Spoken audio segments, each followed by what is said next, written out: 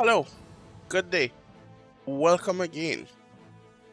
I am here making a little bit of a part 2 to my previous video that I just recently released because there were some things that I forgot to mention. So let's get started with skills. So I mentioned about skills before and what were useful skills to use and whatnot, but there are also some traps. So I did put it in the description to watch out for rise attack. So what rise attack does is, unfortunately, this is a skill you get very early in the game for most characters, and rise attack it'll reduce your TP every time you attack in order to deal more damage. The extra damage is, in my opinion, not that much, especially earlier in the game. But what it'll do is it'll make you have a negative TP value no matter what you do.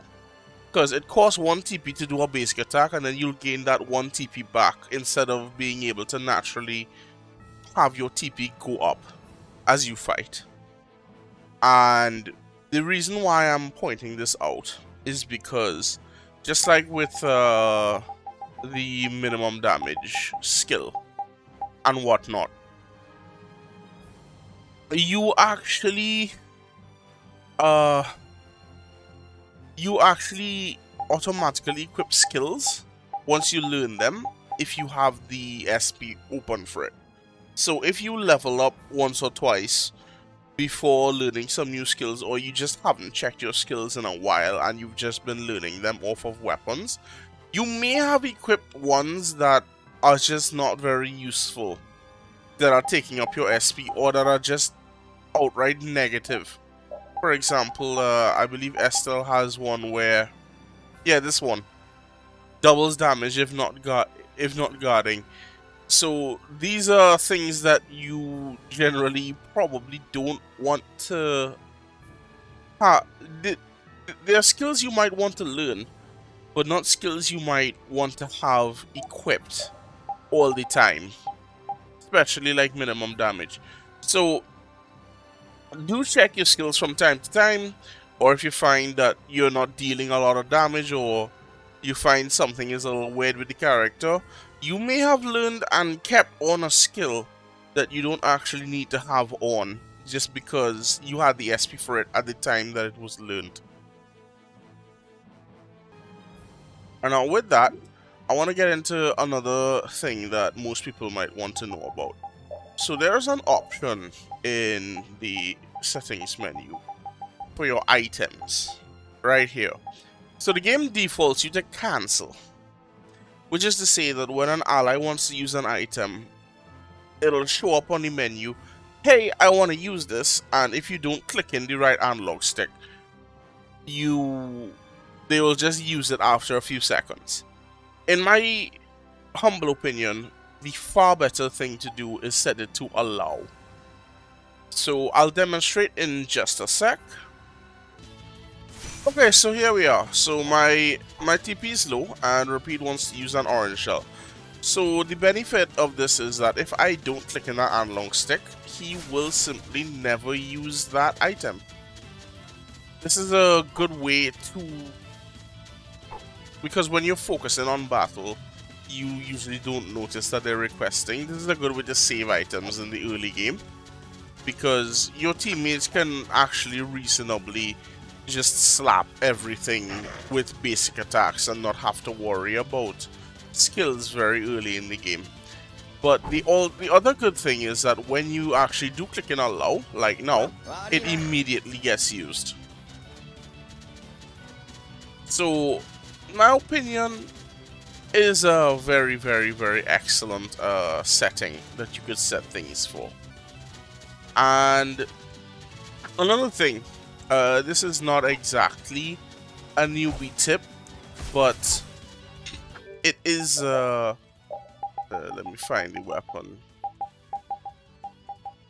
Find a weapon that has it, what I should say. Special. Yeah. Skill info.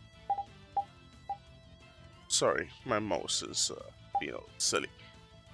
Alright, so what special says is that you trigger Mystic Art with an Arcane Art or above. So what this actually is trying to say is that you it's basically saying don't use base arts. Now the thing is that an altered art, as far as the basic combo tree goes, comes before an arcane art.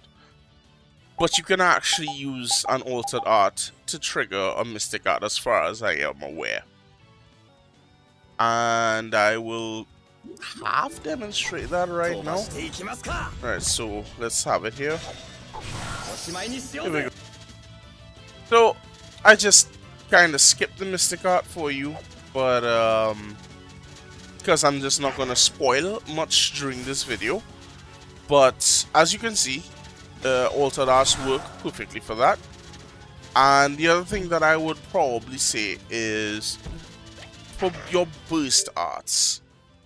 So burst arts are not something that you can actually set, as you can see. You can't actually set it. You can only use it when you're in overlimit. The thing about them is that for every overlimit tier that you have, your burst art will get stronger. So, as an example,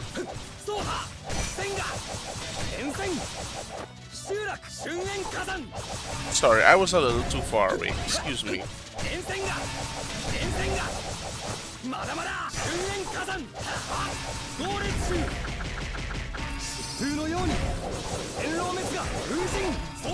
As you can see, they're getting stronger every time.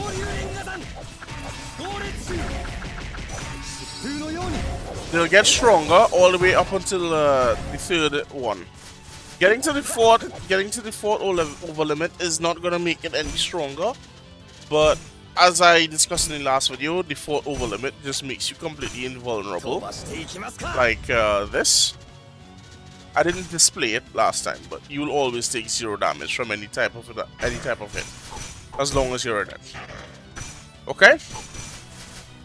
And with that, okay, and I think there's one final little thing that I would like to talk about.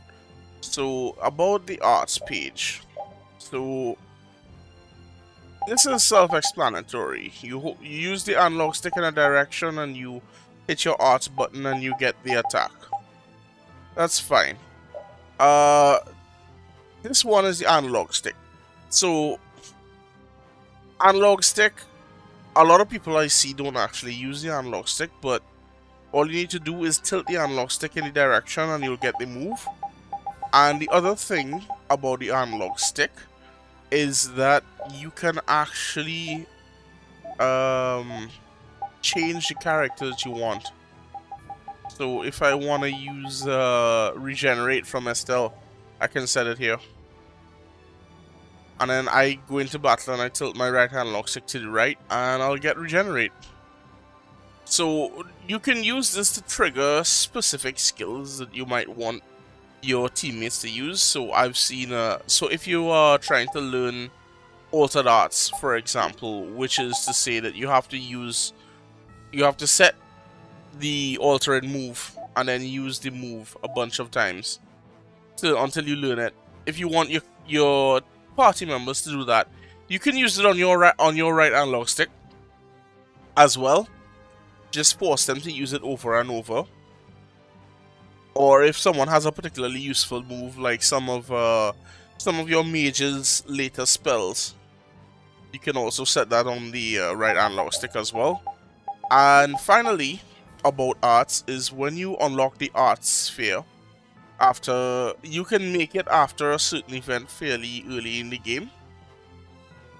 You press L1 or LB if you're on an Xbox controller. And you can get an entirely separate arts page. So if you were wondering how I had so many different attacks just now, or whenever you saw me fighting earlier, then that's why. Because I have 2 arts pages, so I can map a total of 16 arts at once. And with that, I think I have run out of everything I can talk about for Vesperia Basics. Thank you everybody for coming out, and have a good time. See you.